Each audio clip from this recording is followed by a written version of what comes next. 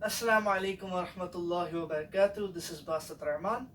Today I'm going to be reciting Surah Ikhlas, and then we're going to look at the translation of the surah. So before I start, inshallah, I just want to share the fact that this is a very important surah of the Quran, and oftentimes we read this surah, especially when we're trying to read our salat very quickly. So we should understand that this is a very beautiful surah of the Quran, and it contains the message of Tawheed, the oneness of Allah subhanahu wa ta'ala, that should truly penetrate our hearts.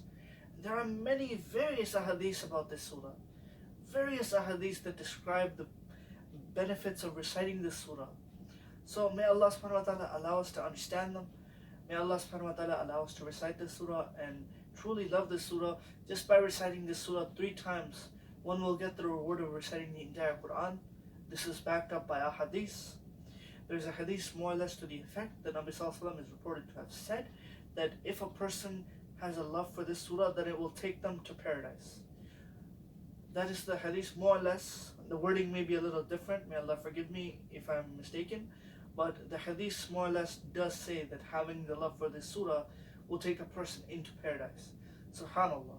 And this is a surah we recite very often. So may Allah subhanahu wa ta'ala allow us to gain an understanding of it. So without any further ado, أعوذ بالله من الشيطان الرجيم بسم الله الرحمن الرحيم. In the name of Allah, the most gracious, the most merciful. قل هو الله أحد.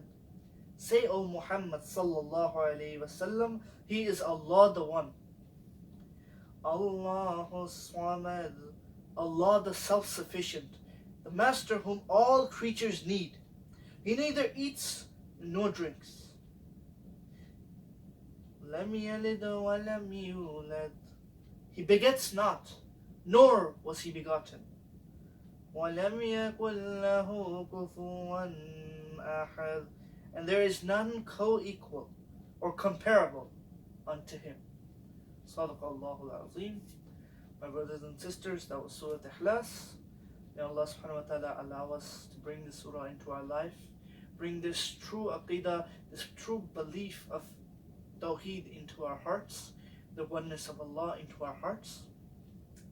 And may Allah subhanahu wa ta'ala allow us to recite this surah various times. As I said before, to recite this surah 3 times, it is equivalent to the reward of reciting 1 Quran. So Allah subhanahu wa ta'ala is very merciful. Allah loves it when this surah is recited. So may Allah subhanahu wa ta'ala allow us to recite it. May Allah subhanahu wa ta'ala allow us to understand it. And may Allah subhanahu wa ta'ala allow us to implement this message of Tawheed into our hearts and spread this message of Tawheed throughout the globe.